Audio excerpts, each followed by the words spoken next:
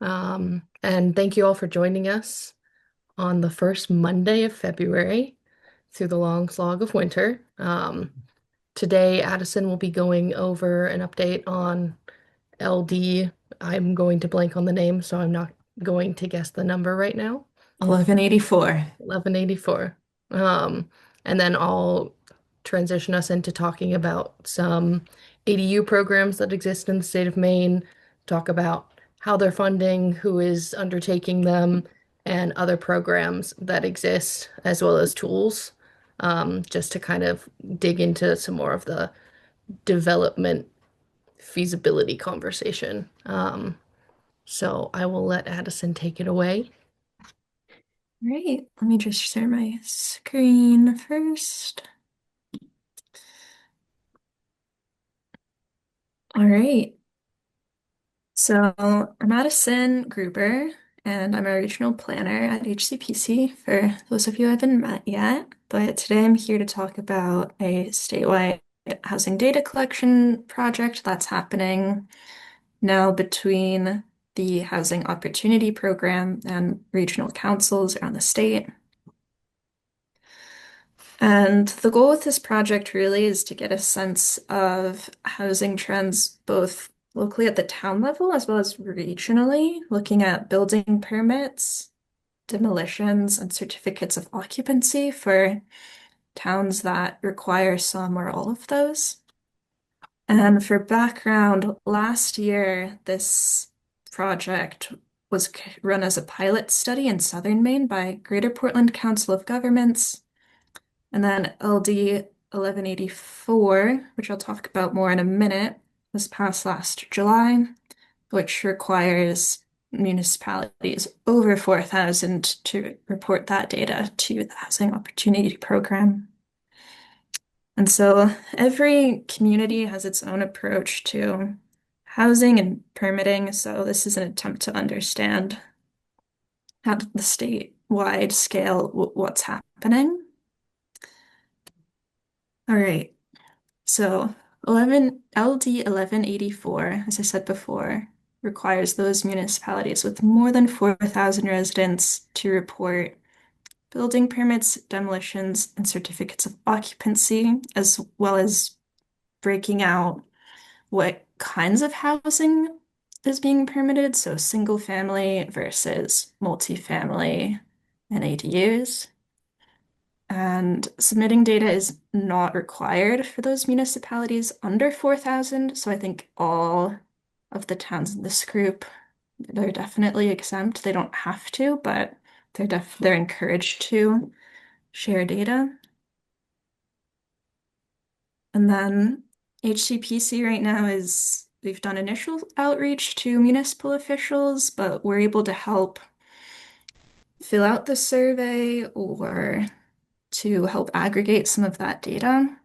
And so really what the survey is going to ask for is building permits by ADUs, single family, 2-unit dwellings, 3 to 4 unit dwellings, and those over 5 units.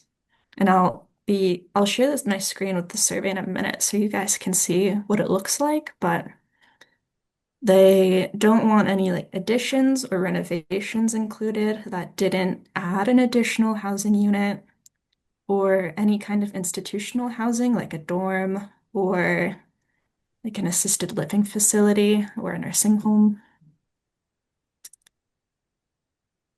And then, so the data they're looking for is only for 2025, so January to December. And before I go into showing that, I just want to check in if anyone has any questions or wants me to explain anything a little bit more. Yeah, I'd like to know if you know how many towns have populations over 4,000 and how many are exempt. So in Hancock County, we only have three, and that is Bucksport, Ellsworth, and Bar Harbor. So they're the only ones that are required to submit data. For all other municipalities, it's voluntary. And how many are those? In the county Hmm. Yeah. or the state? Well, county About 34. S- 34. Yeah, so 37 minus 3. Yeah, 34. 34 are exempt, so you don't have much data. No, I mean, so far we've had two towns submit data that aren't required. So definitely some are doing it, but even though they don't have to.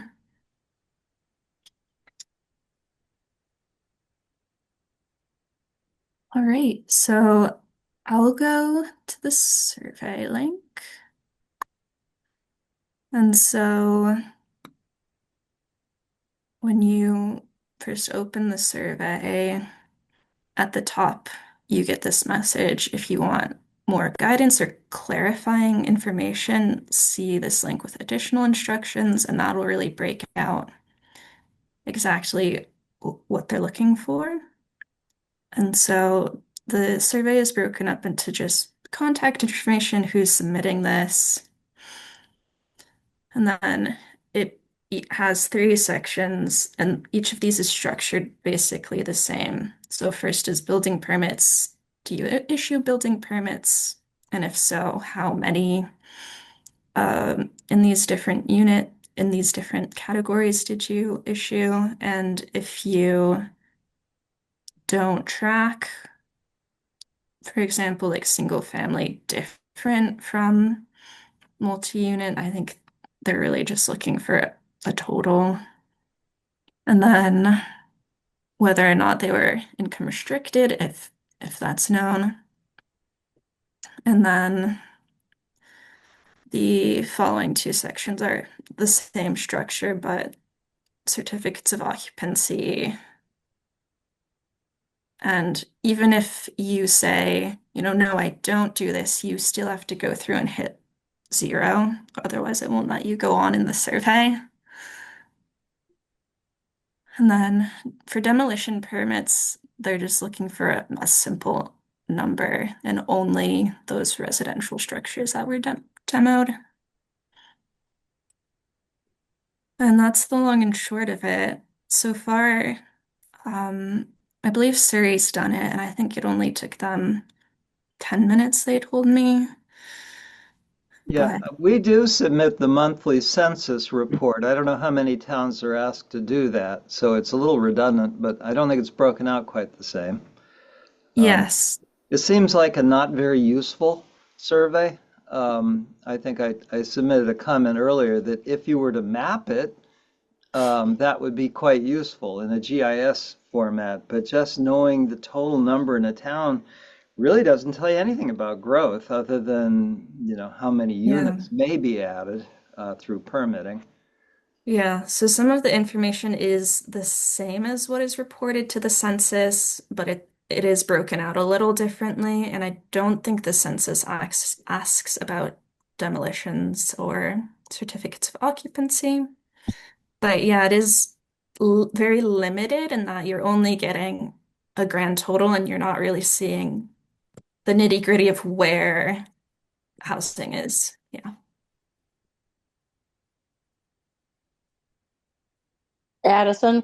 Yes. One of the things and I'm not quite sure why Mulker is pursuing this. And I know the LPC has commented on it because basically it's another unfunded mandate. But most towns and cities, they do a town report, the code enforcement officer or the planning board puts a report in there, and those guys can go and grab that information. We're required to turn in a town report. So I'm just not sure if they really want housing information. Why don't they just pursue that? They could go 5 years back, and there's only like 400 and some odd towns in the state of Maine. They got Hmm. plenty of money out in Augusta. Why don't they tag somebody to doing that and to put it in a spreadsheet, for God's sake? It wouldn't take that long. And then maybe you've got some information you can look at over a period of 5 or 10, go back even 15 years if you want to. The information's already there. Yeah, I can definitely share that comment with them because I've come up with the same thing in that I've looked for this information on working on comprehensive plans, and that's how I look for it, is just going through town reports. Yeah, most everybody does those basic requirements and it's there. And the state can pick that up and we turn in a town report every year to them. So the information's there. They just need to track it, stop putting it on to the rest of us who just don't have those resources to be able to do it.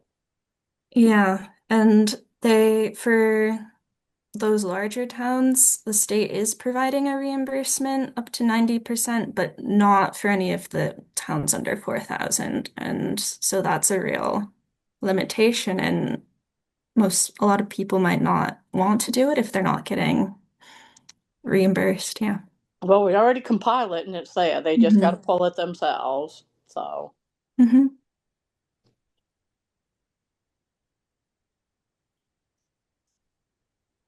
Does anyone have any other questions about the project or, Well, just my yeah. earlier point is there's something I'd like, and I don't want to invade privacy too much, but I really think for us to understand patterns of growth, and whether growth is occurring where there are water and sewer utilities, where there aren't, whether it's in the shoreland zone or not, you really have to use GIS and you have to have, say, a latitude and longitude for the Hmm. building footprint or something. And we're really bad about collecting that. We do building permits and we get sketches, but there's not an easy way I can see to put that on a map based with those sketches. But I'd like to do that for Deer Isle, just for my own understanding of where growth is occurring, particularly as we're hoping to get this grant to look at groundwater and stormwater, and those are issues that are affected by development. But Hmm.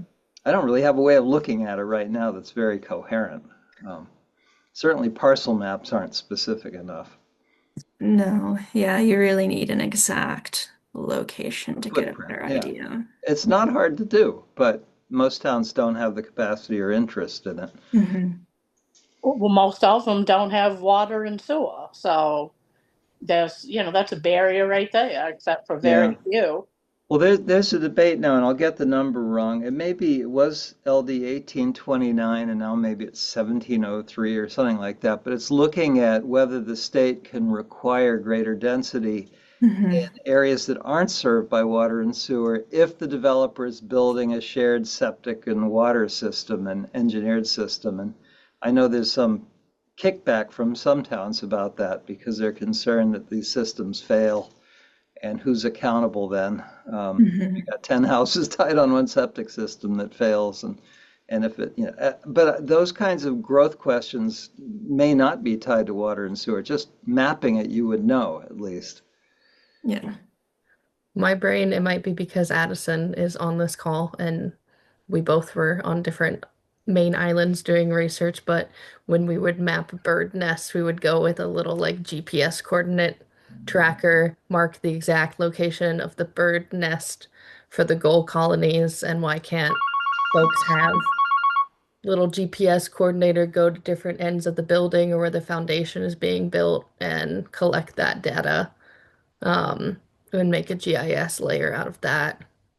Yeah. I mean, it's something you could do with your phone and get coordinates. It's just then figuring out how to maintain that data and like where to store it, especially if you're like just in one town. I feel like it would be easier to make a structure to store it, but then if you want to combine multiple towns, you'd have to do a little data wrangling to get those to talk to each other if they're not using the same data storage format, Yeah. spreadsheet kind of thing. Any more questions for Addison or comments about LD 1184?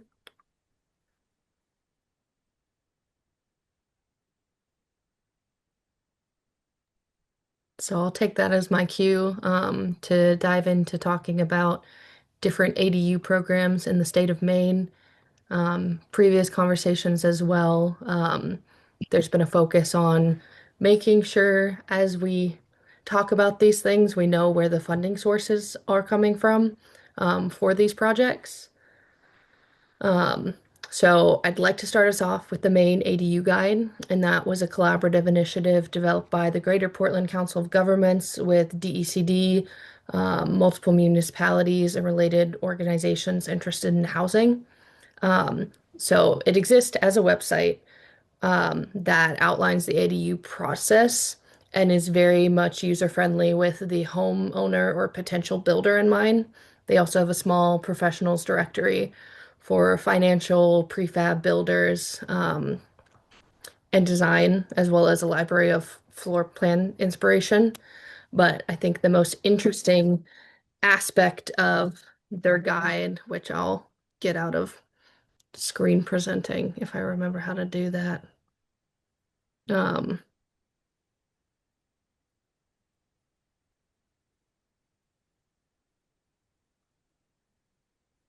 I apologize for So you clicked on slideshow and it went to the wrong screen, or a little bit. you may have to share the other screen. Yeah. We can just see the oh, there it There goes. it is. It's up. Yeah. So it was, I'm gonna stop share and reshare again. Um, but showing the ADU wizard, because in multiple conversations about how do we share mapping or show people where development is available, this is what GPCog's website looks like. It's only really for Southern Maine, but they have a tool called an ADU wizard that tries to tell you what's allowed on your lot. So I found a random house in Portland, 20 Hale Street. I press search, and it starts analyzing the lot. Um, and so it's saying backyard cottage based on what ordinances and zoning they have in their system. That's probably allowed. In-home apartment, that's probably allowed. And it shows the different like streets. There's a potential shoreland buffer over here because riverine, different roads, different parcels. And so zooming back in, it's showing kind of where that building is placed on the parcel, similar to the information Jim was talking about, that data being really important. It also has property facts. So type, zone, year built, lot size, gross building area, gross floor area, living area, basement area. And so if I click on try on lot for a backyard ADU, it'll show me different floor plans. So if I wanted to choose one with two beds, it pops it down using the square footage of the parcel as well as the square footage of the dream layout that they have in their floor plan inspo. And so I can tilt it and place it. So if I wanted to build an ADU and rent it out, there could be a potential entrance and exit for those folks on the side. And you can try placing and sharing and putting multiple ADUs. They also have a cool feature where you can check with the town. So it asks you what your name is, address, email, phone number, what you're interested in building, what part of the development phase that you're interested in or at. And then it will send that request for information to the particular town official or city official in Portland who you would be talking to. Um, and it kind of streamlines that process and helps people who aren't developers by trade figure out the permitting process, begin imagining what they're looking for and what's actually feasible. Um, so that is a wonderful tool that is interesting to play around with, but it's not. The further up north you go, the less information that they have.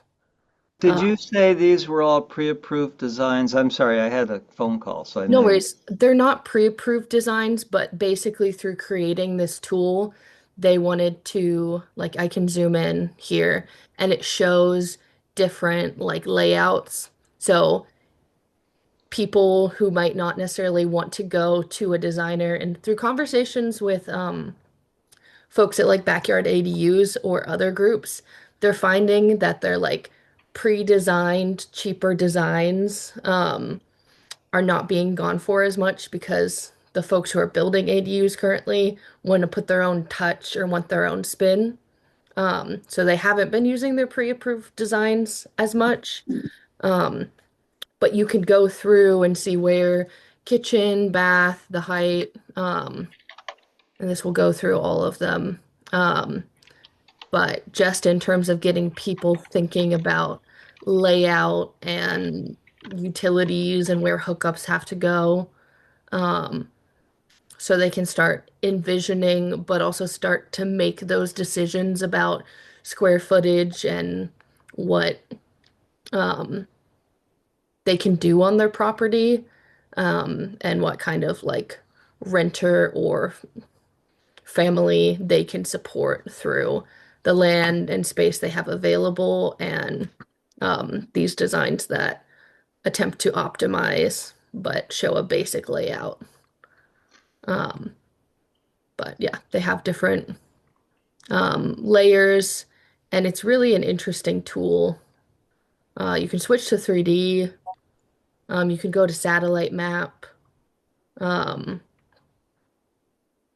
so if folks weren't aware of that, I just wanted to do a little bit of a deep dive on that, and would definitely recommend taking a look at it, and seeing if it's a Can, tool that is interesting or could be replicated for towns that have less zoning issues or considerations, but help people get through that like permitting and thought designing inspiration process. can you jump up to Hancock County and just show what information is available? Do they have the MeGIS parcel layers and stuff like that? The 3D mapping, that should all probably be there.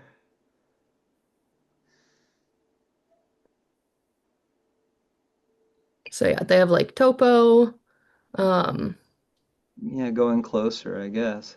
yeah, so let's go to Little Deer Isle. Wherever. Um, So no tax parcel map. Oh, there they are. Yep. Potential shoreland parcels. I don't know if they're like, it looks like because I can't click Yeah, when the I was down, building footprints probably aren't real. They're just yeah, they're probably satellite based because LiDAR, Yeah. yeah, when I was interpretation. clicking on them down in Portland, you could click on the actual, and it had a different outline. That's where I want to get to. Yeah. Yeah, I Still can something confirm. there. Yeah. Huh. No, I was just going to say I went in and I did it for a property that I'm familiar with. And yeah, the lots were on there, but the building placements were incorrect. Yeah, So when you looked at them, they were, you might have a lot line that came like through structure. well, So then I that's started wondering what good, what good is this? Like the neighboring property, half the yeah, house was the on the structures are probably more accurate than the lot lines. Yeah. yeah. Well, I was wondering, yeah, like you can see one right there. You just were on it. See? Yep. Yep. So I was Turn on the wondering, like, aerial. I mean, it's yeah, not, like, is it chicken and an egg? Like, is the lot right, but the no, the satellite's lot's wrong? wrong. The Yeah. building's right. So the lots are wrong coming off of the state GIS maps? So We this digitized those 20 years ago or so. so there's an option to improve this map, but this is Google Mapbox OpenStreetMap. So GPCog went through like a whole process um, for this, and so that's the thing in terms of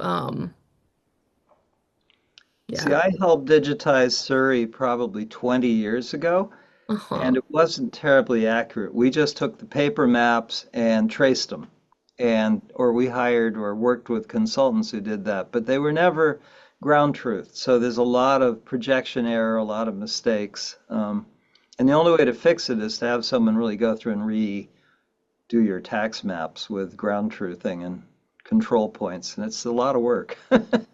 Yeah. Well, the other thing is too that there's some limitations with this tool thing is because, it's all well and good to look down on it and approximations, but if anybody is seriously interested in doing this, it doesn't really say to go research, what your septic system, your plumbing permits are, if there is any well information, which they stopped collecting 20 years ago, because those are all going to have big impacts, whether you can Right. even do an ADU. And Yeah. there's no mention in that. Plus, also, too, of the plumbing thing, septic. I mean, you may go through two or three owners and stuff to try to find out, when somebody put a septic system Yeah. in. Was it a two-bedroom, three-bedroom, or four-bedroom? And Yeah. do you have to expand? And it just doesn't really lead people who are interested in this down a really good path for, four or five solid, lot considerations and utilities on power lines and everything. And that's something I just kind of find concerning and limited. And I think kind of bringing people maybe a little bit more hope than what they could when they really kind of get down to can they develop it or not for an ADU. Yeah. And in Well, addition to the wizard, they do have different steps of the ADU process where you, like, if I click on construction, for example, and I scroll down, um, they have their like timeline graphic that they have on everything, FAQs, hiring contractor, monitoring, inspections, permitting, um, like, do I need permits from utility companies? Um, Prepare your application, site plan, architectural and structural drawings, building permit, septic system confirmation. And so they do have some mentions if you're reading through and not just going straight to the ADU wizard of thinking about these considerations, but they don't have any map layer on it for the different utility providers and the different lines, um, water, sewer, all that. And so that is a definite improvement, and I kind of think catch it's 22. pretty amazing what they've done. I mean, you're right, Kathleen, you have to have a survey come out, and we just had to give a point 0.4 acres to someone who built their house on the wrong property. It turned out to be town-owned property, and it was just they used the tax maps, which were wrong, and it happened 20 plus years ago. But yeah, you have to get a surveyor and you have to have boots on the ground. But this is really a great way to sketch out some options. Yeah. Well, if they include them, so people can consider that, and then they don't get feel frustrated and have that link to the plumbing at health engineering, so they can easily try to access some of the stuff that's going to help them right from the get go. Yep. But and Jim's right, we got two or three of these things going on too, and the banks and everybody comes to a screaming halt, and then they want consent agreements if they're in the 100-foot shoreline thing. I mean, it's becoming, it's a challenge. It really is. Yeah. Yeah. And so was starting off with that, and I'll go to another interesting map viewer at the end, but I'll get back into slideshow. And so the first ADU program was recently launched in Brunswick, Maine. Um, can y'all still see full screen or did it switch? We can Edit just see mode. your Google Slides, but not in slideshow mode. Okay. Now we see it. Okay, perfect. So the ADU Boost program, I swear I'm more technologically advanced than I am today, typically. Um, but this one in Brunswick was a pilot program launched in 2025 by Midcoast Council of Governments and Bangor Savings Bank. And it was designed to help homeowners build ADUs without refinancing. So, in terms of program benefits, it allows folks to access fixed rate mortgage financing from Bangor Savings Bank, um, and also provides an incentive grant that's equal to 10% of the qualified cost up to $10,000. There's also extra guidance provided through I have third-party vendor on target systems that links the homeowners, general contractors, and banks. So there is more streamlined communication. Folks who are eligible for this program are homeowners located in Bath, Brunswick, and Rockland who are financing at least 50,000 in project cost, and also agree to offer the ADU for rent. The exact language was rental units financed under this program cannot be sold as condos or used as short-term rentals while financing is still in place. And I've noticed a lot of these programs have something of that nature while financing is still in place, or for 5 years or 10 years or whatever comes first. It has to be affordable or year-round housing, to kind of avoid that problem of funding short-term rentals through these programs that are designed to build year-round housing and support communities long-term, but also not telling homeowners or people who are hoping to develop what they can and can't build, or use structures for indefinitely. Um, there's different qualifications. And so part of this feels like they're actually setting it up so it is a livable year-round structure, which is important. So you don't just have people trying to live with a microwave and make do. So square footage must be less than the primary home. There must be separate features for kitchen, sleeping, bathing area, and bathroom facilities. Must have its own entry and exit and cannot be accessed through the primary dwelling unit. The kitchen also must have a countertop, cabinets, running water, and a stove or stove hookup. Um, this is also the ADU program that had the most in terms of financing criteria because it's done in collaboration with a bank. So a minimum credit score, they're checking debt to income ratio, the max financing, and the new financing is only for one ADU. And if folks already have four units of housing on their property, they can't go for this. The incentive grant is funded by Maine's HOP grant. So that $10,000 kind of like boost grant that really brings people in, is a HOP grant funded program. Grant funds are also limited and reserved on a first come, first served basis to those with a signed loan commitment letter from Bangor Savings Bank. So they have to go to the bank, confirm that they're eligible based on the financial aspect, and then they can apply for the other kind of bonus incentive grant. Um, and so as we're going through these different programs, at the end, I'm probably going to ask, is there anyone who you would want me or Greg to reach out to talk more about these specific programs, whether they've been successful, because some started in like 2022 and are already out of funding, but also said that buildings must be built within 2 years of the program, and it's 2026 now, so they should know what their pitfalls and what their challenges were. Um, Next up is the ADU grant program that Kittery was providing. Applications for that were due by May of 2024, and they provided up to 75,000 for planning, permitting, and construction of an ADU. Property owners must meet income eligibility requirements. The ADU must meet all code and zoning requirements, and the ADU must be completed within 2 years of the grant award. And because it's Kittery, they have a planning department with staff that have to do a pre-application meeting with the potential homeowner or receiver of this funding. The terms are the rents must remain at or below the main housing voucher payment standard for the York, Kittery, South Berwick HMFA, and these rent restrictions must remain in place for 10 years from the date of the initial ADU occupancy, which that's another note. Some people say within 5 years of construction, they can change the rent requirements. This is 10 years from initial occupancy.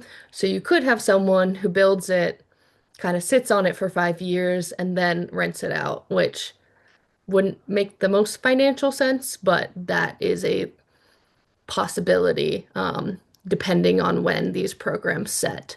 They're like window for affordable rent.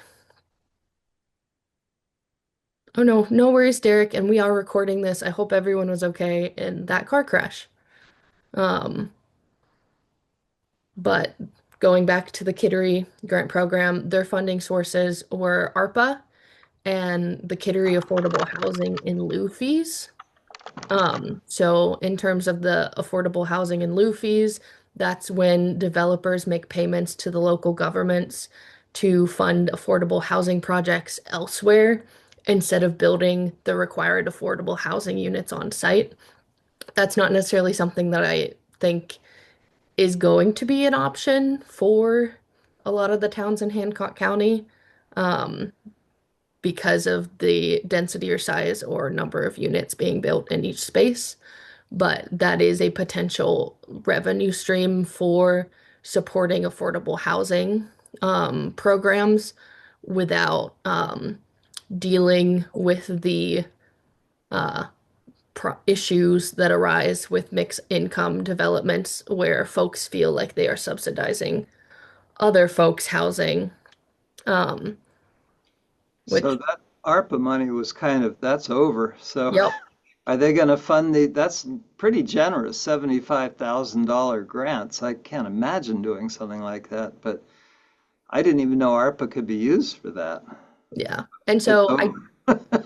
I do get into some of the like Maine housing and a few of the federal housing type grants, following the next program in Auburn, which use home funds, which are still available. So I did some research on open programs. But yeah, ARPA's not available anymore. And so going to um, the ADU development program or ADUD in Auburn. Um, this one was launched in 2022 by the city of Auburn with the hopes of developing 15 new residential housing units. So through the number of funds that they got and then like size of awards that they were planning on making, they did set this is the intent of these funds to develop these, and if we get this number of residential units created, we have done right by this program, and that's what this investment is supposed to be covering. Their eligibility, the property must be owner occupied and a year-round residential property to be able to receive funding through this program. And the property owners must be 120% or below the local AMI and not delinquent on their taxes or utilities, which I haven't seen in other programs, even in other states. Terms of the ADU program that they have to be no more than 800 square feet. So that's them setting it as control of how much is being invested because we know with ADUs, even if they're smaller, that cost per square foot is usually more intense because everything's concentrated. Um, and these must be rented for 5 years following construction to tenants earning under 80% of the area mean income. And they set the rents using HUD's published fair market rent or 30% of the tenant monthly income, which includes utilities for that 5 year period. Max loan assistant will be lesser than 30,000 or I think I was supposed to type 15% of actual construction cost. So before I share those slides, I will fix that. Apologies. But if all these conditions, which is the renting based on those income restrictions, if those are all met, then the loan will be converted to a grant after 5 years. And so I was trying to find more information on whether they were doing deferred payments with no interest for that loan. So I'm not quite sure if people have to start paying back um, before that 5 years is up. But the idea of the incentive of you do not have to pay this back if you are planning to rent it affordably for the 5 years um, seems like an interesting mechanism. And for this program, their sources of funds were 250,000 from the Community Solutions Grant from Maine Housing, which I didn't find that on their open programs list, so I'm gonna do some more research onto that. Uh, 225,000 from ARPA, 25,000 in home funds, and 25,000 of city funded staff hours. And so the home funds are from the Home Investment Partnerships Program, which is the largest federal block grant to state and local governments and is designed exclusively to create affordable housing for low-income households. And so these are formula grants based on local inadequacy of housing supply, the incidence of poverty, fiscal distress, and other factors. Um, and there are a lot of moving parts with this grant. So because it's a formula grant, um, based on uh, local, based on the locality, you either are eligible or not, but non-eligible um, towns could band together in a larger regional um, grouping to be able to reach the level of poverty or financial distress that the federal government wants to invest in. And the numbers I was seeing were like 300, $300,000, $500,000, $750,000. And there is a match requirement of 25 cents from non-federal funding to match every dollar of federal funding. So it didn't specify that it couldn't be local grants or state funding or something else used as the match. Um, but it did just specify non-federal. So I did put the link to the information about this program, but in 2024, Maine received $3,893,000 of home funds. And so there's sometimes an allocation to the state and an allocation or award given to towns or localities that apply. Um, so that's another thing I'm looking into in terms of where money awarded to the state goes exactly, and how to access those funds. Um, and then that kind of led me down the rabbit hole of Maine housing development programs, which I link. And it's interesting because this page says multifamily dwellings. So if we think about Hancock County and the footprint developers are using or how development occurs, whether it's single family or duplexes, it feels like a lot of these open programs through Maine Housing might not fit the character that development has historically had in Hancock County, especially in smaller towns where folks don't want like an apartment building cropping up right across from their small single family dwelling.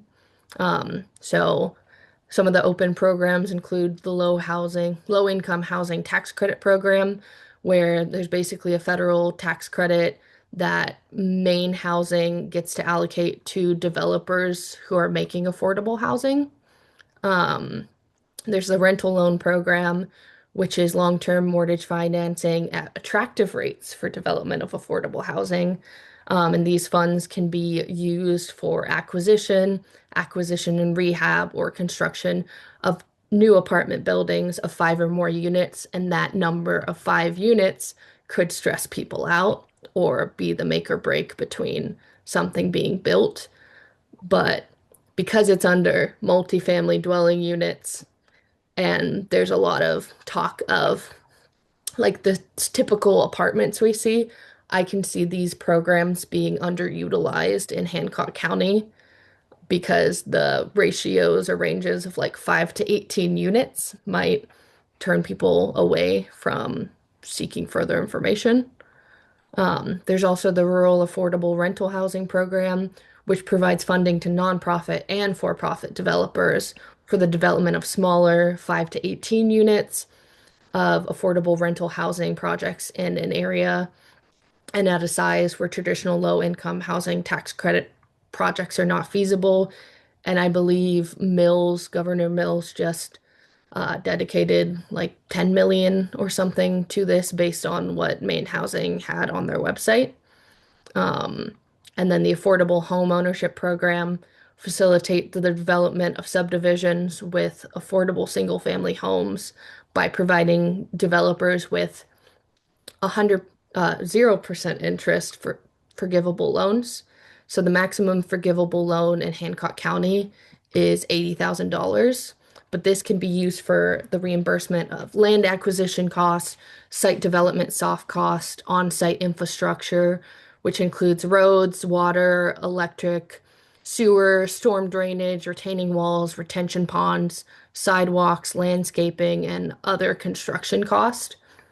Um, so that one seems really interesting to me in terms of making development on a space where you might have to drill a well or install septic more feasible or attractive um, for folks doing affordable housing because they're not like directly eating that cost of installing septic.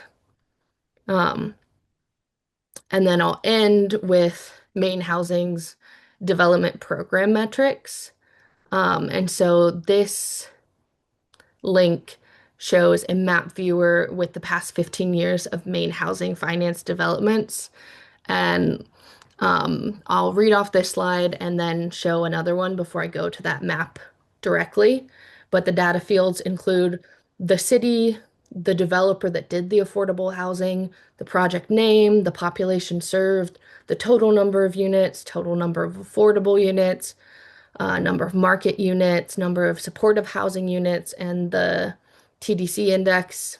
And it's funny or like interesting because out of the 314 total projects um, completed with Maine Housing Financial Assistance, which created 9,323 units since 2009. Only 10 projects were completed in Hancock County with a total of 181 total units completed. And those projects were in Bucksport for 26 units, Cranberry Isles for 4, and Ellsworth for 151. Um, and there's other counties like Piscataquis only got one project funded. Aristic, I think, was 4. Knox was 3 projects in total. So um, that data is out there, especially making the case of a need for Maine housing support in Hancock County, and where it's actually showing up. They also have this kind of their new units preserved, created, and projected by year completed, and this graph exists on their website as well, with different colors representing kind of showing visually the total and comparing across years um, to give the total picture that those Hancock County numbers are kind of fitting into. Um, and so I'll go to that page, the development program metrics. Um, and there's the detail by year is that chart that I just showed y'all. But the development overview has a dashboard where you can look at year completed, population served, city and county. So I'll just click Hancock. And it shows the total projects, total units, whether they were preserved, under construction, underwritten. And then when you scroll down, you can see the different towns, the different developers, project name, populations. And so that's interesting in terms of maybe a potential housing forum is reaching out to some of these developers who did affordable housing in Hancock County and talk about the projects that they did, what led them into doing them, the challenges, and where they got their funding from. I would love to reach out to the folks in Bucksport and Ellsworth, especially, and maybe even Cranberry Isles Realty Trust, because that might be that kind of housing trust model, local or regional, that has been talked about on multiple occasions. So that link is on there as well. And I'm going to stop yapping and stop screen sharing. But if there's my kind of questions coming off of that are if there's things that people are interested in knowing more about, if there's potential topics we can dive into deeper. Um, I would love any feedback on which people y'all want me to bug, but also um, kind of what my question is also what feels helpful to towns in Hancock County in terms of replicating these programs, or why would these programs not work here? Olivia, who is the representative from Blue Hill to the Planning Commission? I do not know off the top of my head, but I can look it up.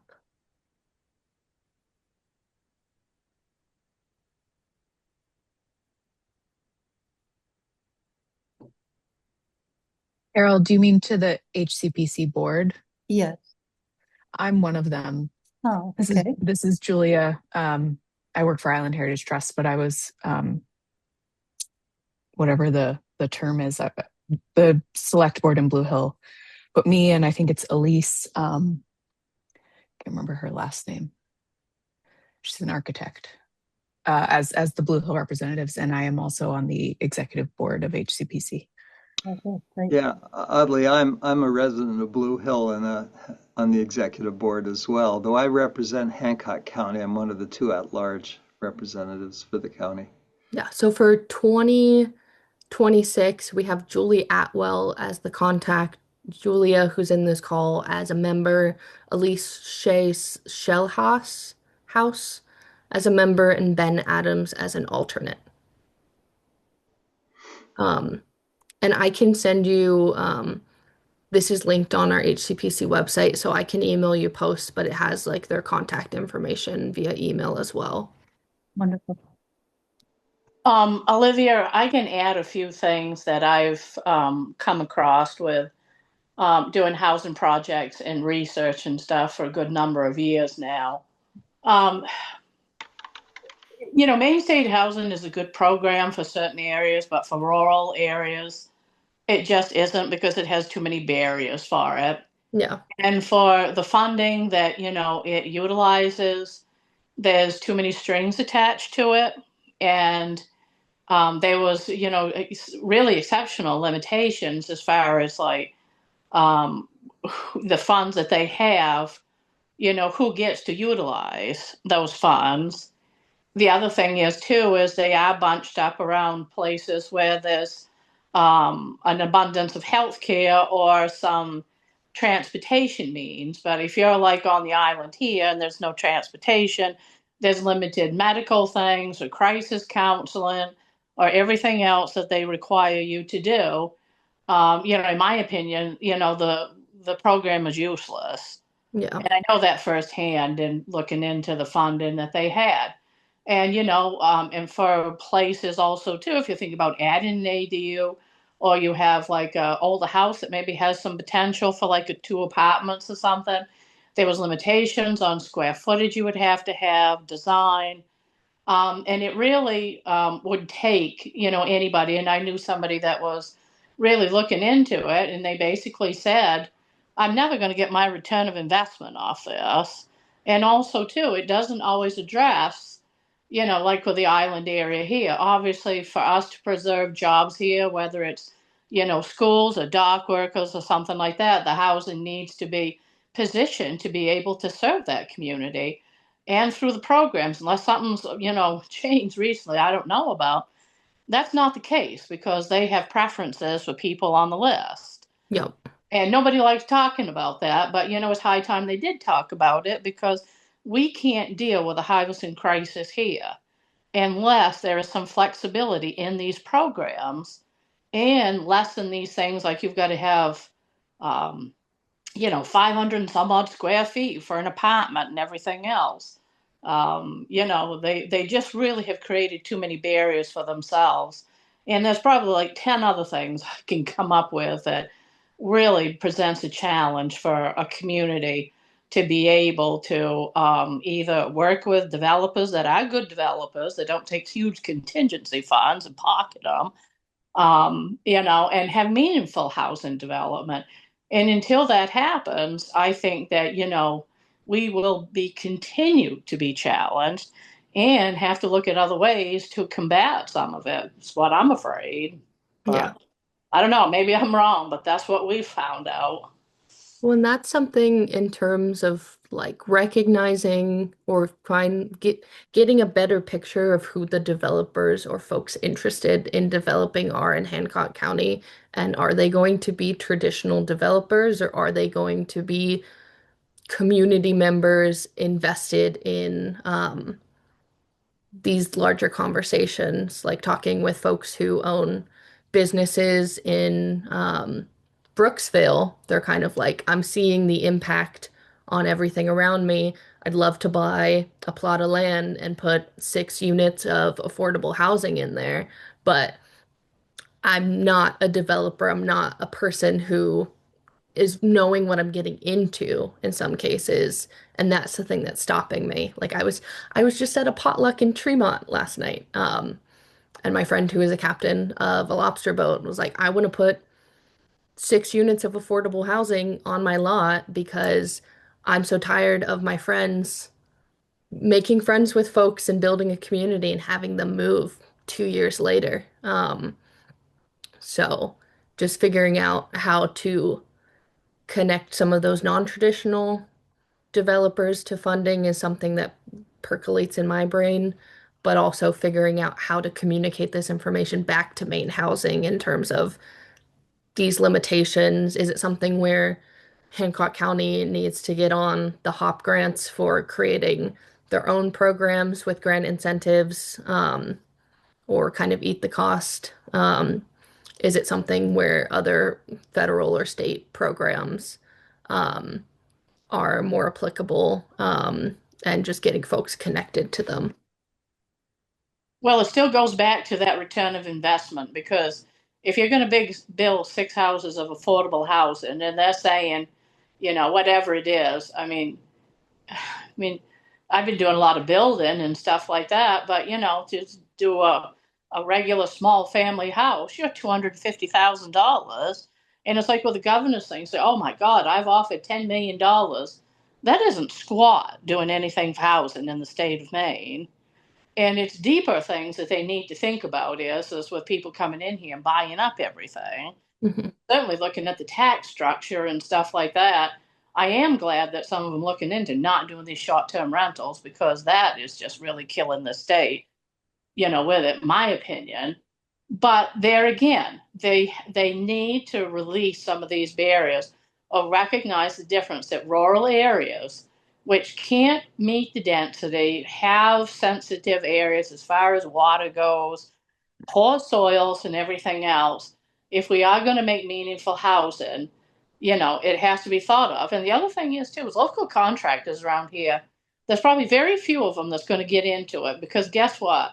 Most of them are tired of, all these guys getting the subsidized housing and Yep. everybody else had to pay theirs or got a mortgage or just trying to make things. So that's why there's not a whole lot of will, in my opinion, why people want to get into this too much. The bigger developers that come up from Portland and stuff like that, they know how to do it. They have people on staff. But most of them are catering to either the low income ones or seniors where they can get those income tax credits.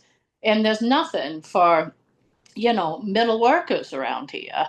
There isn't. And they get, kicked out of the thing because either as a couple or whatever it is, they're making too much money. So until the state is really willing to wrap its head around how they make housing available for everybody or make it easier without discriminating against middle people or whatever it is, I don't think they're going to get anywhere with it.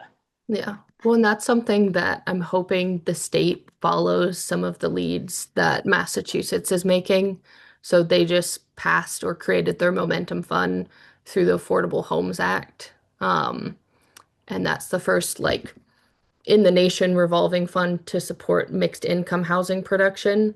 And so they're trying to tackle that missing middle and make accessory dwelling units financially feasible for folks of um, middle or low income. Um, without relying on the typical grant and subsidy resources. So that's something that I'm really interested in seeing how it plays out.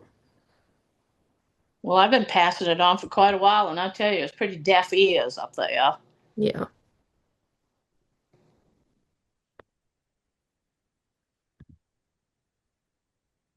And so recognizing the time, it's 11 a.m. I'm happy to stay on and chat more, but folks feel free to hop off to get to your next engagements.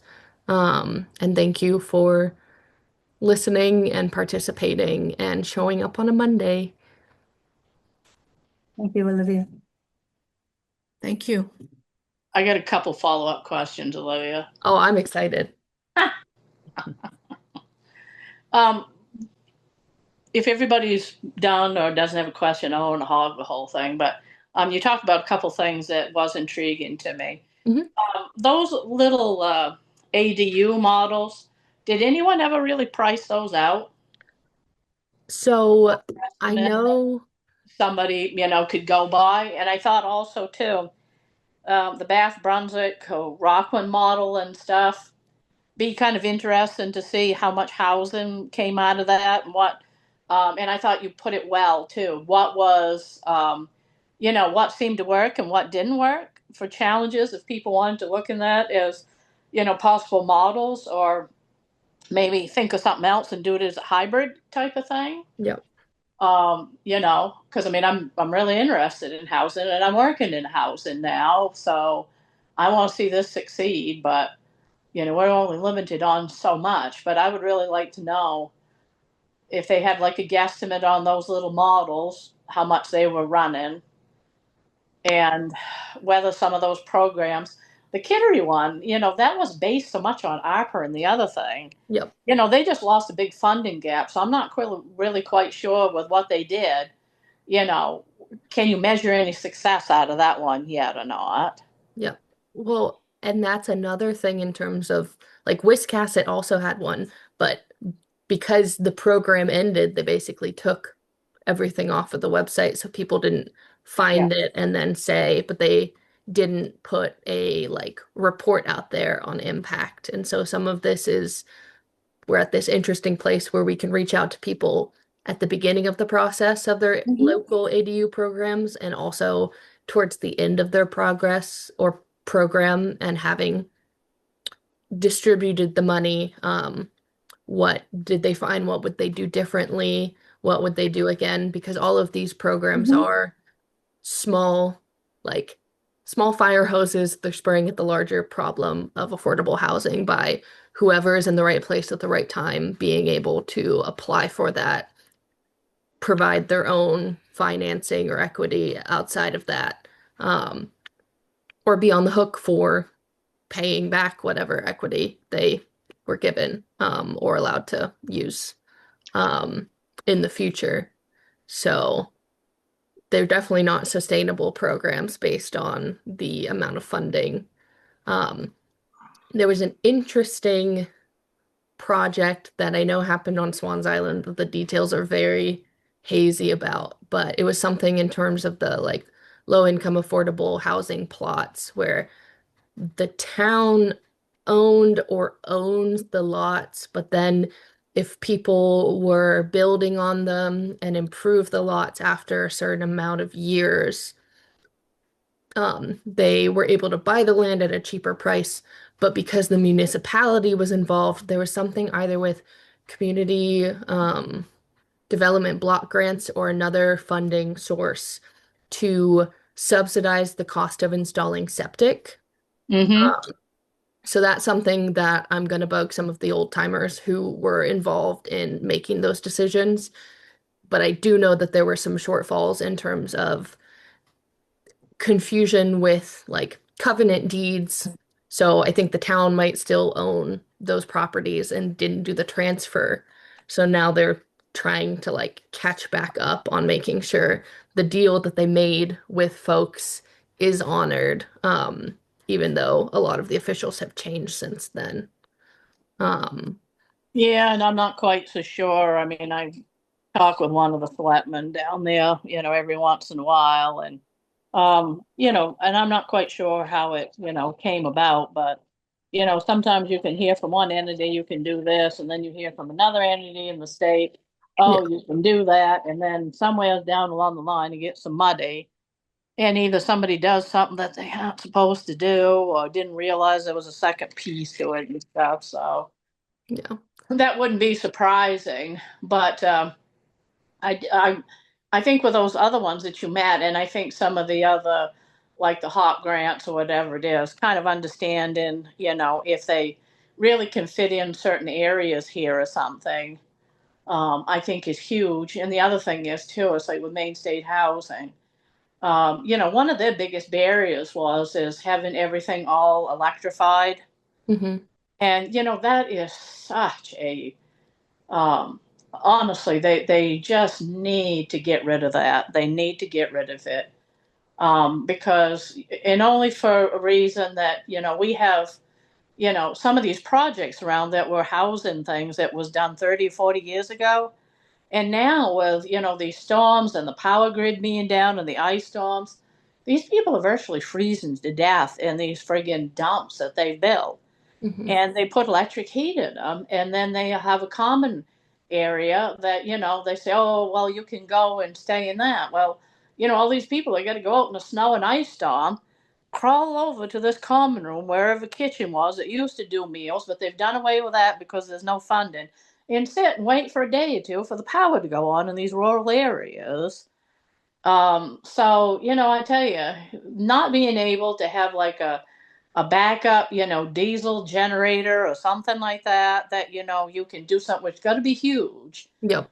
but they're just literally in their own way with this electrification, because even a regular generator cannot do all those heat pumps. And then the heat pumps, when it's bitter cold like we've been doing, they don't produce the heat. They just don't. And people just are super frustrated with that. Then you end up with frozen pipes and everything else. And I don't know. They just really need to rethink some of that. But I think you did a good job with this, and I think just kind of learning what programs worked and what didn't, and maybe there are some small things to tackle, because I think larger things are just going to be so challenged by the limitations of the state and stuff. And I think the urban areas, which has more of those services, they're always going to capture more of that money, even though that we're being flipped out of houses way more than the other places are. Hancock County has one of the highest, you guys know this, losses of homes because they're being all bought up by, second property owners. Well, Stonington had 1,000 houses, and I think I'm down around 400 and something that you can consider year-round houses. So I got 600 that's just gone to non-residents. Well, if we didn't have so much of that, or there could be a two-tier, property tax thing that would refund the building of other houses, because this is so attractive to move to, especially since COVID. We're never going to make any inroads on this. We never are. Well, and that's where that idea of like the in lieu fees, where if you're taking something out of the circulation for year-round housing or affordable or accessible housing, it's not necessarily the in lieu fees from developers, but sometimes to me it's looking at these examples of programs that exist and figuring out, can it be adapted, or even if it's a similar structure but it's a completely different like topic, how can it be set up? And it does look from Maine Housing that they have interesting programs that I feel are more helpful for existing property owners, where they have like the main landlord tax incentive program, where if you rent out to a certain level of income, you get a tax credit, but also you get access to a certain amount per year to do upkeep and maintenance to your property or improvements. So I think about like some of the folks where they have a house that's sitting there, they want to rent it out, they can't maintain it because they've aged and have moved in with family members, and a lot of my experiences are going to link back to Swans Island right now because that's what my brain is on. But there's a house out there, multiple bedrooms. The boiler's busted. Um, Hmm. and she can't invest however much money to fix that boiler. And she's not going to navigate all of these grants and come out on the other end. Um, so that's some of there's funding, but how do you get people to the funding and utilizing the funding and make it not a negative experience that makes them not look for it again? And that's true. The other thing is too is, you know, one of the other things is too is, Maine State Housing has paused, um, the voucher system, and there's not going to be anything for 2 years. Especially for just say for seniors or lower income people. There's nothing for them, unless you're a housing development authority. Mhm. Then they already have some of these vouchers and they're going, well, I think you saw the story, up in Bangor that, their housing development thing has all these vouchers. But, either these landlords don't want to take them or they can't take them because you've got to retrofit your house Mhm. and do all this crap for it and stuff. So there again, Maine State Housing is in its own way. It just is. And I mean, we're running into this, like with Home Port. And, we can help people get on that list. But the only thing is making sure that, people from your area, as you say, there may be an older person or whatever it is that, may want to come out of their house. Maybe you can get somebody who is another family, go into it, get a loan or something like that. But, they literally, if they're a senior, Yep. can't get the money right now. Well, And that's a big problem right there. So why don't they, instead of building more housing, get people into the housing that is looking for it? and if older folks are taking a supplemental income from rentals, that could put some of their benefits at risk. So like Yeah.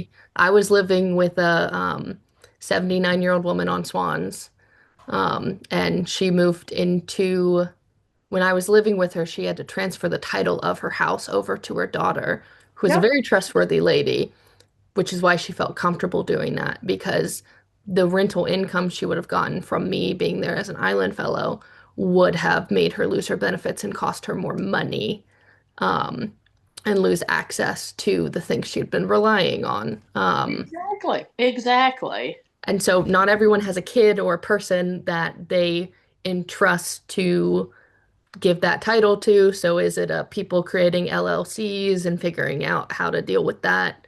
Um, but thankfully, like her daughter's moving out to the island and will be inhabiting that house. And my friend moved into the elderly low income housing development on Swans, which is the um, Atlantic Village Apartments, which everyone calls it Wrinkle City, which is why I'm blanking on the exact name, but it's 10. Um, Billy Banks built it, and he owns Yep. like half the island because his dad owned half the island. Yep. Um, and he was like, I'm gonna build this. I'm gonna pay for it. I own the construction company. I have the gravel, the fill, everything. 10 units, two are like two bedrooms. Um, People live there until they can't live on island anymore or until they die. And he has a generator, there's a common room, there's laundry. He pays for Micah May to go shovel every time and put the Yep. salt and the sand down Yep. and takes care of it. But that's him giving back to the island community and not getting return on investment because he doesn't necessarily need it or want it from Yep. these folks. Just does it because it's a need and tries to help with it. And yep, it's probably a passive loss there somewheres, but that's not a bad thing because that isn't any different than what these developers get for their tax thing and stuff like that or selling these credits. I never did quite understand how that all worked, but it just didn't feel like it was a great thing anyway. I felt like somewheres ultimately the taxpayers were paying for it or whatever it is, somewheres, and the corporation that was getting rich didn't have to pay their taxes, I'm sure. But I don't know. But like I say, that is a problem. And it's like with us, we got 23 units down there. And, for a while we can help people with, a certain number of them with that subsidy until they get their own thing. Yep. And we've got a certain amount of the, facility that will be missing middle. I'm not making any barriers on that. And I'm not doing no income guidelines. There isn't. And, somebody has to make a stand somewheres with it because we don't have the availability of these houses anymore. And the real estate people are selling them right and left for six, seven, $800,000 in these bidding wars. It's such a sad thing that's just is happening. But, I would love there to be something that, put some focus on some of these subsidies for these seniors. So if they feel like they can, like what you say, walk away from this house and, be eligible, not have to wait 2 or 3 years or something like that. Or, if it's a case of fixing up the house or whatever it is that, they need to do, is there something better that can be offered? But it's just amazing to me that we're nowhere near um, any of that whatsoever. Um, I don't know. It's just sad and frustrating, and it's just like that $10 million for that housing the other night on it. I mean, I know it's a hard job being in that stuff, but something. If nobody right now if everyone is waiting for this, housing voucher, then why not put the money towards that? That's an immediate need. You have this list. You have this. And if these HUD people, housing development people, have all these vouchers, and either you can't work something out with the present landlords because the window isn't big enough or whatever stupid thing is going on, why don't we solve those problems first? Because that's the lowest hanging fruit to me to deal with. Well, and there's also like the first time home buyers program. One of my friends was going through that, and Out of uh, money, ain't it? well, even before it was out of money, it was you couldn't get a place with peeling paint. Yeah. So she's going around looking at houses with her boyfriend, and it's Maine. Like unless the person selling it decides to repaint everything before they offload it, she can't get anything with peeling exterior paint. Yeah. That is the line that is being drawn. Um, Exactly, exactly. And I know just exactly what you're talking about because these are some of these things I told you, like 10 things that if you're looking at an asset that's in, on our island or anything else that is like considered absolute crap. And I always thought repurposing something or whatever it is somewhere as we wanted to be. Not necessarily cutting more trees or anything like that or using more fossil fuels or whatever it is. Why can't we make the best out of what we've got? I don't think the ADU thing is necessarily a bad program or something, especially if they have existing lots and you don't have to maybe deal with so much of the NIMBYism or something like that that goes with bigger developments and stuff, or more subsidies. But geez, you just don't see any common sense anymore, and that's what I find, drastically, um, you know, frustrating and stuff like that. But, I would just love, if you could find out more if there's, if the voucher money is going to go online to help people with existing housing. If somebody does say, hey, I've got a bedroom apartment, I'm going to put a kitchenette in because we were kind of eyeballing some of those things. mhm. The other thing is too, as you was mentioning that Bangor Savings was funding some of that stuff. Would they tell you what the interest rate was on it? They, I think it was a set low interest rate for like the market. It'd be Um, interesting to know what that is because when you amortize that out, and you're looking at, and the other thing is too, is I mean, some of them were targeted low income rents. I mean, if you have a payback and you're getting $1,200 a month for your rent, or you're doing low income and you're saying we're doing, 650 or 800, that payback on that place before you run into, hey, I got to re-roof it. Hey, I've got to put windows in it, whatever it is. That's the other end of the capital thing that you look at. Yep. Is this, feasible for me to do? Because you only get the money on the rent thing. You don't get the, keeping the structure alive. And that's one of the things that, some of these housing places are looking at, because they don't want to have all the low income thing because they can't keep the structure up. Yeah. You can't do it. It's not there money wise. And with that building and everything increasing, you can't close that gap. There's also interesting programs in like Vermont and New York. Like there's the Vermont Housing Improvement Program. They're offering Mhm. grants up to $50,000 per unit to qualified homeowners looking at building ADUs. And so far, they've funded more than 1,000 units. Mm-hmm. And so those are some folks I would like to reach out to figure out what's going on there. But they also, um, to be able to apply, you have to participate in their fair housing training as part of the application process. So there's also that added cost of the support and investment in them as landlords. I think they're using resources from the Vermont Landlord Association. Um, but it is that I find it similar to like some of the stuff I see in aquaculture where they set people up to build a business and they teach them all the things.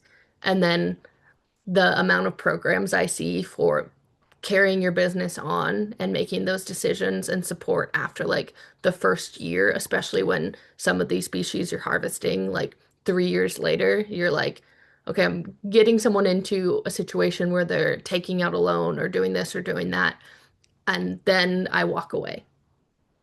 Yeah, And exactly. if they weren't able to access it without my help, how am I setting them up for success if they're getting into a situation where they cannot maintain it and they are not prepared for those capital investments and they're not putting aside um, money, but they also don't want to do like a property management. Like I'm in a little 1 bedroom apartment in Hancock um, that does like uses Bangor Property Management LLC.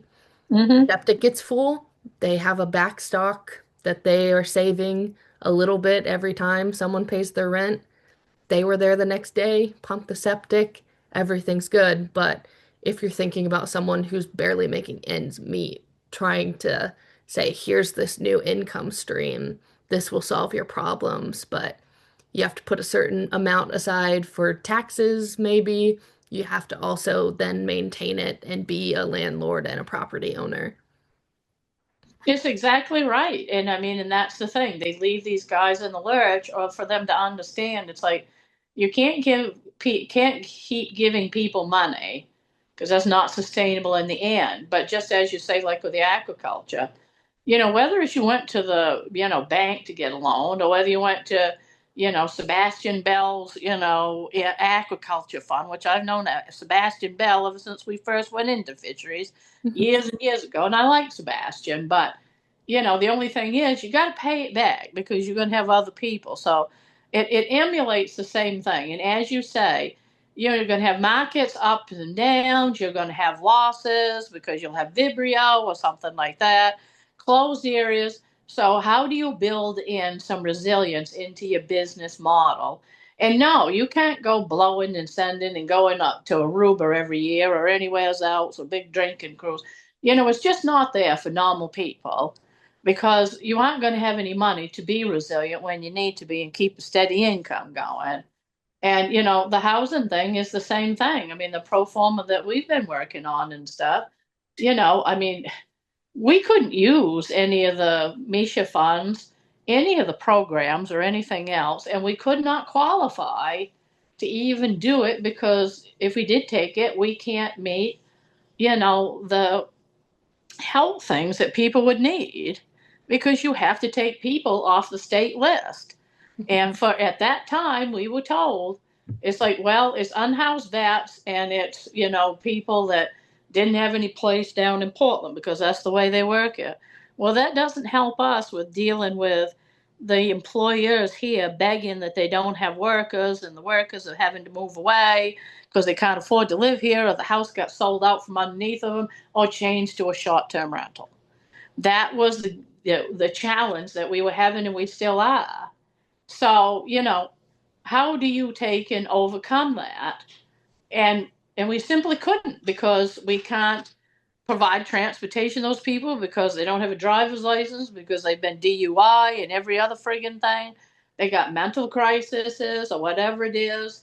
And frankly, I mean, that's a hard thing if you can't get transportation for them or whatever it is, or taking them out for Suboxone every friggin' day or whatever it is, or every week they got to. But that's what the program is. And if you take that money, that's what you have to do. And we had a well-known doctor that's on our board and stuff, and he was reading the stuff, and he was talking with the people from the state and the rest of it, and the developers like, we can't do that. It's not that the services are not offered here, or they're so far away, or even if you did, we would not get the reimbursements back to be able to even afford to keep the wheels on the van to take somebody, and it would have to go 24/7 with different appointments here, there, and everywhere else. That's what put the assisted living in the ground. That's what put the nursing homes on the ground, and that will eventually put these income housing things in the ground also too. You're not going to get enough money out of it to be able to keep it alive, and you can just see the money thing. And I've been doing money for a long, long time now, and I know when it's either going to be there or when it's not going to be there, and I don't know. It's frustrating. It's just really frustrating.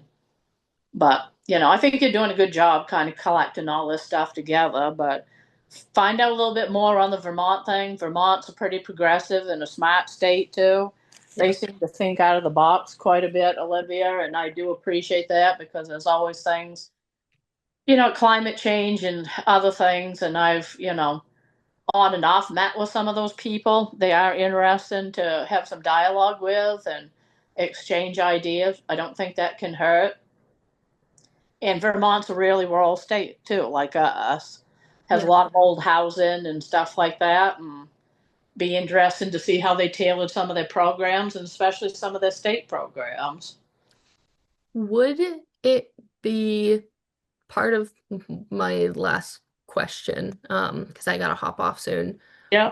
Would it be helpful if I pull together like this?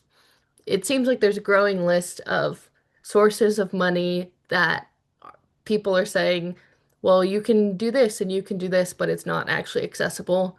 And so it seems like there's a volume, but there's a scarcity if you look down like brass tacks, kind of devil in the details. So pulling together that actual list of these are the programs, these are the specifics, and then distributing it to folks in this group to look through and be like, yeah, my community could not do that.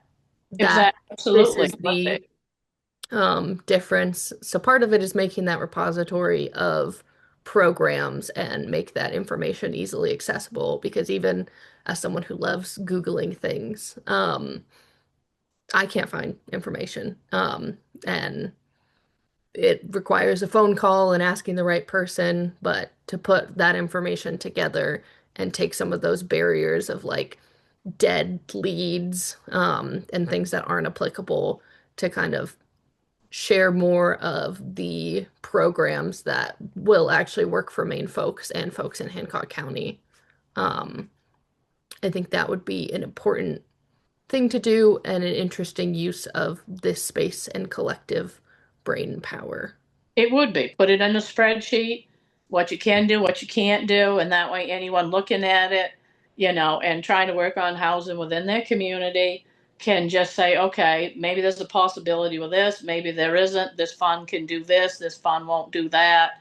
The funds that say, oh, you've got to have 562 square feet for something like we were running across, Mhm. or whatever it is. I mean, it doesn't have to be everything, but whether it's somebody looking at ADUs, whether it's towns looking for funds, whether it's developers or other, contractors maybe thinking about something, and who's available to what, because some of them are only to town, some of them are for nonprofit, some of them's combination. So I think having that so somebody can kind of skip through things and see, what you can use and what not to waste your time on. This would be really helpful. I've already done some of that, and I just need another bottle of Advil to get through the crap that I've heard from people and stuff. So it's tiresome. Some of the Kathleen and Olivia, this is Alan Krantz. I just want to weigh in. I found this 90 minutes very helpful, especially this past 30 minutes. Kathleen, once again, you've really ground truthed everything. And Olivia, I really appreciate your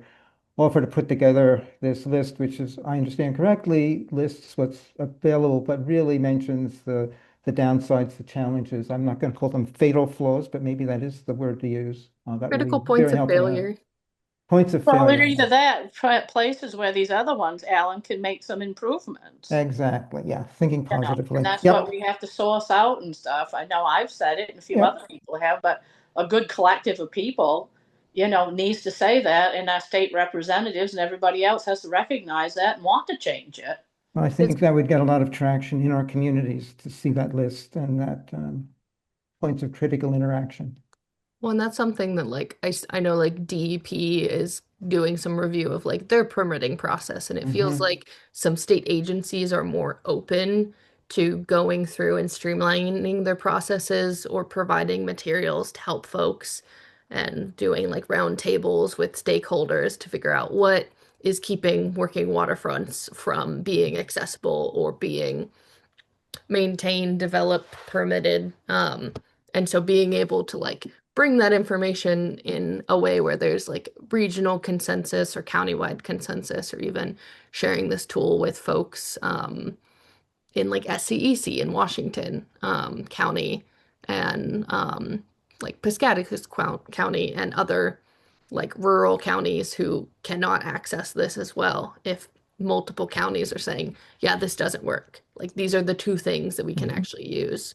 Um, Usually they listen to that Well, more. especially with our planning commissioners and our cogs and stuff like that. And I mean, that's what they were meant for, is to feed this stuff into. So you could have some meaningful change, because this is the information that is coming from the towns and stuff like that, with the challenges, their comp plans and everything. This is what, the goal of these are. But, hopefully, can put more of this push in, because you can't make your communities more resilient or better if you don't have some of the basic things ironed out with it. And we are so far from there, it's just not even funny. Well, So thank you for all doing, everything that all of you are doing. And I've got to jump now, but thanks a lot.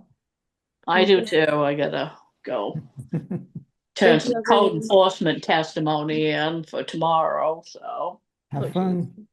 yeah. Well, everyone stay warm, Thank you. drive safe, eat good soup.